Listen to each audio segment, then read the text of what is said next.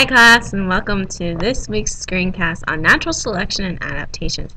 This is going to be our first video on evolution, and we're going to see some important factors, what's actually going on with evolution. Are we still evolving today? We're going to touch on a little bit of that throughout all of our screencasts, so it might not necessarily be answered today, but let's go ahead and get started with what we are going to do today. So we're going to start out with adaptations. There are several forms of adaptations. The first one is behavioral. Behavioral adaptation is characterized as being how an animal acts or behaves. And that's going to be around its climate, around its environment. So it's going to act differently due to different environments and different climates. Say it's cold, that animal is going to want to behave so it stays warm. It can maintain its internal environment. We also have structural adaptations. They are physical features of an organism, like the bill on a bird or the fur on a bear. And this may change based on its environment due to the fact that the environment may be one that the animal needs to be able to hide from predators. So if it needs to be able to hide from predators, that color on its fur may change. We have biochemical adaptations, which are actually changing the biochemistry of the animal or organism, which is going to be like your enzymes, your proteins, your lipids, all that stuff we studied earlier on in the year.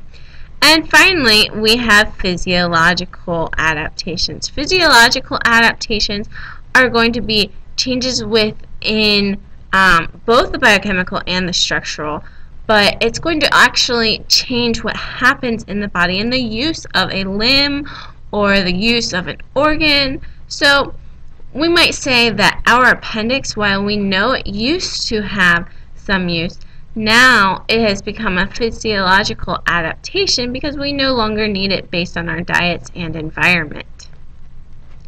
Okay, let's move on.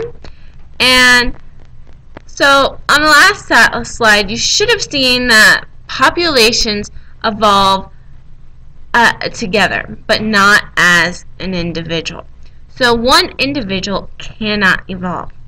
Adaptation is specific to an environment, and it happens through natural selection. This is why when we get into Darwin, you're going to hear me talking about the different islands. Each island has a different climate and thus environment. So adaptation is only going to happen through the environment that an animal or an organism is currently in. Okay, so let's go into Darwin's theory of evolution. And Darwin, you may know a little bit about Darwin. Darwin was a naturalist from England, and his dad really wanted him to be a doctor, but he did not want to be a doctor.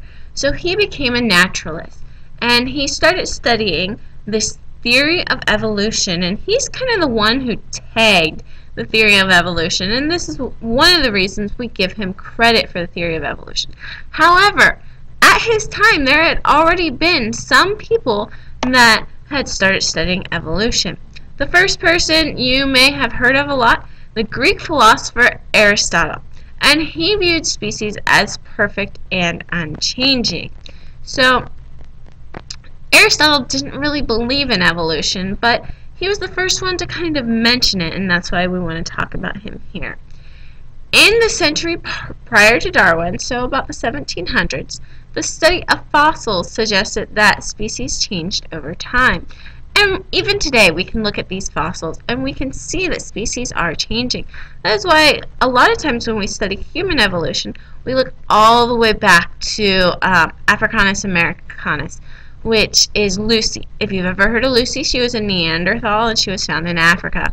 And she was one of the very, very first, we believe, human-like creatures.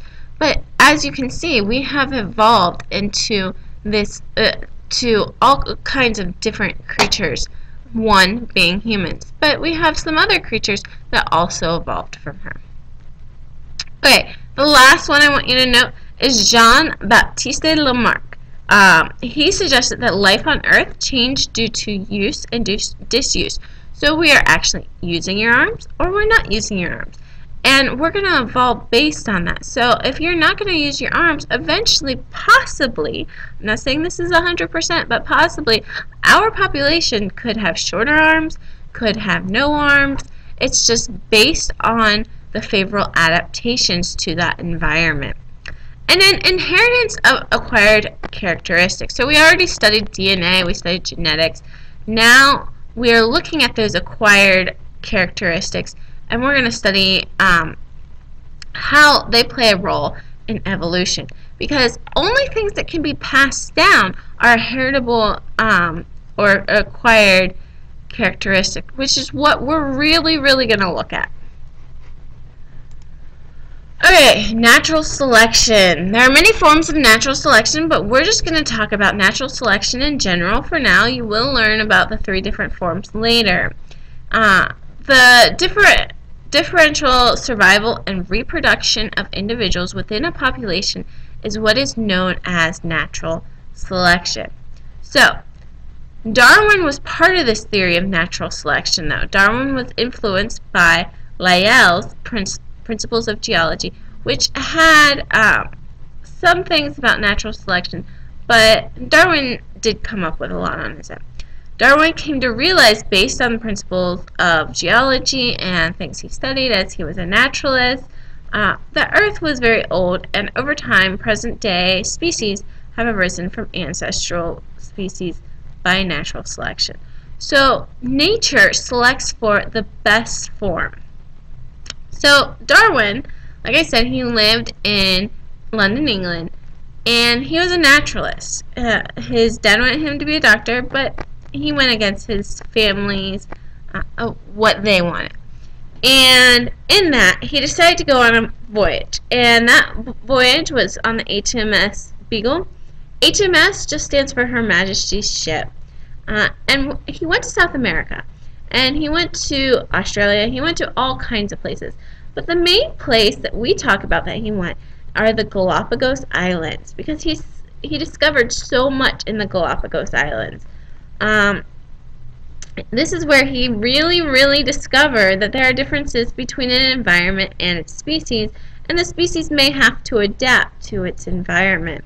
So he finds finches and turtles here, and the finches have different beaks. So he doesn't actually think that they're all finches. He thinks they are different species of birds. And the turtles have different shells. And he really took time to think about what was going on here. Why did they have differences in them? And he eventually came up with the theory of natural selection, that there were adaptations and advantages for different species in different environments. And that is how we get to natural selection. Those advantages are going to play a big role in what is selected and who is selected for in natural selection. Okay, so what I want to go over first is Darwin, and then we'll talk a little bit about present day. So Darwin observed organisms produce more offspring than the environment could support. And organisms vary in many traits. This is one of the reasons we do not look like each other.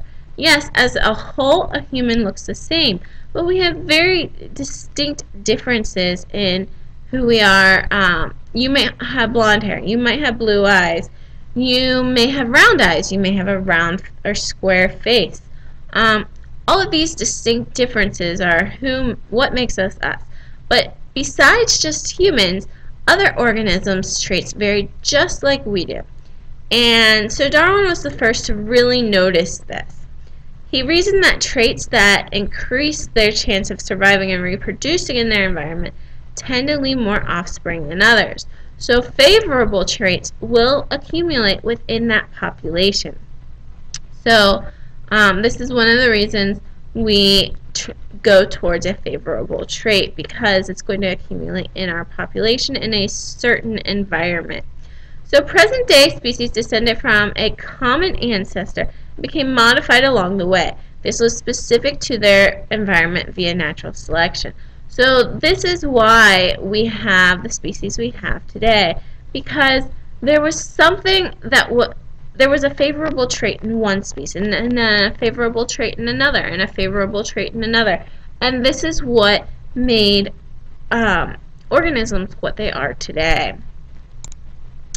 Alright, so we're coming here to the end. There will be a second evolution and adaptation video that debunks a lot of theories. But for now, I want you to remember these three things. Individuals do not evolve. Populations evolve. This is very, very important, and I can't get through to you enough that it is not individuals, it is populations. Natural selection can amplify or diminish only heritable traits. Acquired characteristics cannot be passed on to offspring. So no matter what, we can only amplify or diminish those heritable traits, those traits that are passed on by our genes. Acquired characteristics, like you have a scar on your back, or you have you did something to your hand and can no longer use your pinky finger. Those are acquired characteristics, and they cannot be passed down. Only traits that you're born with and are in your DNA can be passed down, and these are known as heritable traits. Evolution is not a goal-directed. It's not goal-directed and does not lead to perfection. So nature is not trying to perfect any one organism. It's just leading to what is going to best suit that organism in that environment. So favorable traits vary from different environments. In one environment, thick fur might be good, but in another environment, thick fur might be very bad. One environment, one color might be very good, and another color might be very bad. This is one of the reasons that we look at this evolution, and it does not lead to perfection, because perfection is based on that environment. Okay guys, this is the end. If you have any questions, please bring them to class along with your notes. You should have added in quite a bit that I said outside of just the PowerPoint, so make sure if you did not, you go back and listen and record anything extra. We will see you in class.